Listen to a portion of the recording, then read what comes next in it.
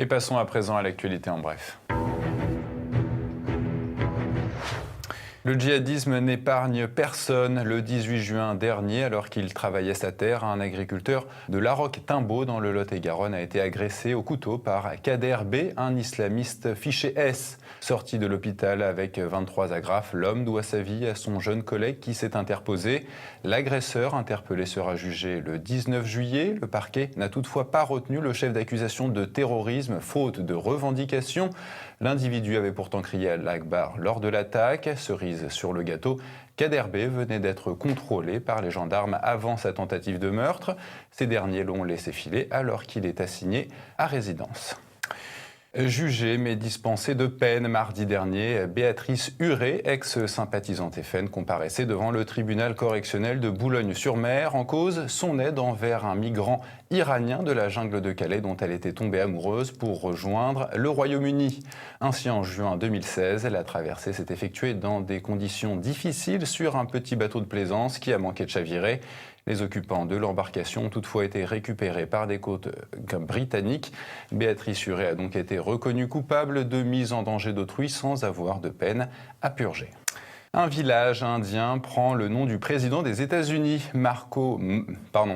Marora s'appelle désormais Village Trump, un coup de com' original pour faire parler de cette commune pauvre et perdue. Le changement de nom de Marora a été annoncé avant la visite de Donald Trump en Inde, où il a rencontré le Premier ministre Narendra Modi. Un villageois explique la démarche. Nous invitons de tout cœur M. Modi et M. Trump ici. Nous prions Dieu pour qu'ils aient plus d'occasions de travailler pour le peuple. Grâce à cette initiative, le monde entier va désormais connaître le village de Marora. Ce village est aussi connu dans toute l'Inde maintenant. Et on attend avec impatience le village qui donnera son nom au président français Emmanuel Macron. Découverte dans l'espace au début du mois de juin, des appareils de mesure ultra précis situés aux États-Unis ont détecté une légère distorsion de l'espace-temps. Elle serait le résultat de deux trous noirs massifs appelés gloutons de l'espace. La création de ce couple de trous noirs a libéré dans l'espace une énergie équivalente à 2 soleils, une découverte considérable qui ouvre une nouvelle branche de l'astronomie gravitationnelle qui pourrait expliquer le Big Bang. Dans un instant, notre zoom du jour dans son ouvrage « Retour sur Maïdan, la guerre hybride de l'OTAN », Lucien Cerise démontre que la révolution à Kiev pendant l'hiver 2013-2014 s'est avérée être une opération provenant des États-Unis. Développant la notion de guerre hybride et s'attachant à en décrypter toutes les facettes, l'auteur fait la démonstration d'une véritable guerre de l'information avec l'utilisation des médias et des réseaux sociaux au service de la propagande politique de l'OTAN. Oui, tout à fait. En fait, l'ingénierie sociale, c'est quoi? C'est la transformation furtive d'un sujet social. Si on prend le cas de l'Ukraine, il s'agit de transformer l'Ukraine, c'est-à-dire de l'arracher à son identité slave, donc de l'arracher à la proximité avec Moscou, pour en faire un pays occidental sur le modèle de ce que c'est aujourd'hui que l'Europe de l'Ouest, c'est-à-dire multiculti, immigrationniste, LGBT et tutti quanti, tout ce qui va avec la société ouverte. La société ouverte, qui est un concept de Georges Soros, mais qui est revendiqué aussi par l'OTAN. Et ce soir, TV Liberté vous invite à assister au Son et Lumière à l'Abbaye Royale du Val-de-Grâce, organisé par SOS Chrétiens d'Orient. Le spectacle intitulé « Martyrs et espérance des chrétiens d'Orient » a été écrit par Richard Millet. Les fonds recueillis iront aux Arméniens d'Alep en Syrie. C'est la fin de cette édition. Tout de suite, Christian Combaz vous présente une nouvelle chronique de la France de Campagnole. Merci de votre fidélité. À demain. Bonsoir.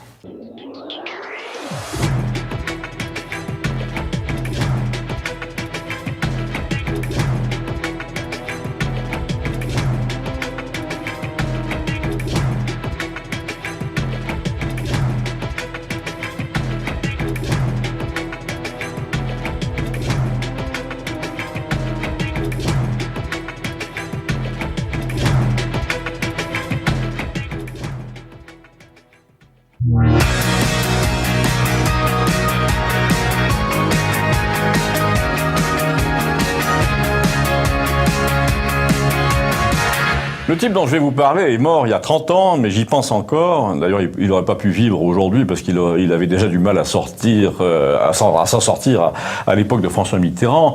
C'est vous dire, il portait en plus un prénom devenu un peu ridicule. Il s'appelait Hyacinthe. Et je ne sais pas si vous imaginez une employée administrative de base aujourd'hui aux prises avec un vieux monsieur qui a du poil aux oreilles et qui s'appelle Hyacinthe, mais rien que d'y penser, ça me fait un peu de peine.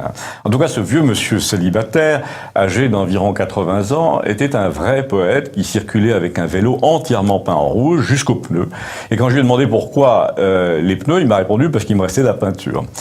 Il avait une grande barbe blanche et il disait volontiers, parce qu'il était très chrétien, nous ne sommes ici que de passage. Et quand on le voyait avec sa barbe, son bleu de travail, son vélo rouge, ses 600 francs par trimestre de retraite agricole, on se réjouissait au fond qu'il ne soit que de passage parce que le voyage a dû lui paraître assez long.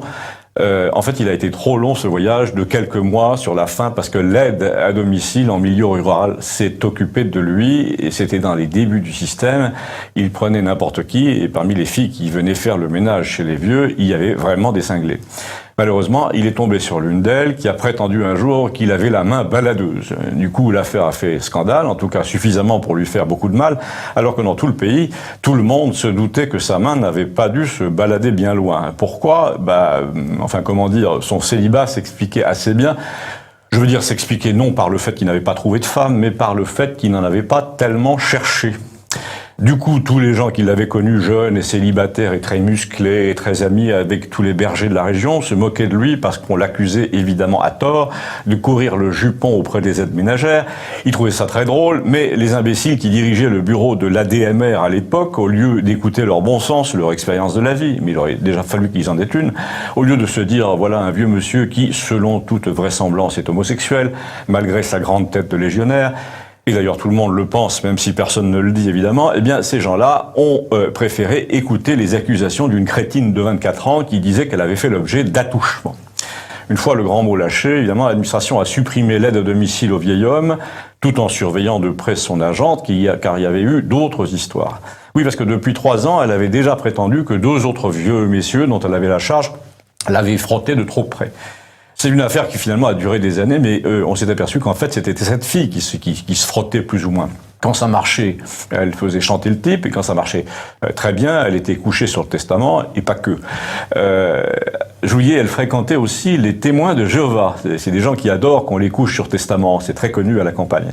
Et quand ça marchait pas, elle prétendait qu'elle avait été victime d'attouchement, donc dans le cas de ce vieux monsieur. Et dans le cas d'un vieux monsieur homosexuel ultra sensible à la moquerie, d'une part, aux ennuis administratifs d'autre part, vivant seul, se faisant un monde de tout, la chose ne pouvait que mal finir, et ça n'a pas raté, car ce vieux monsieur à la barbe blanche, celui qui n'était que de passage, s'est tiré un coup de fusil dans la boiterie.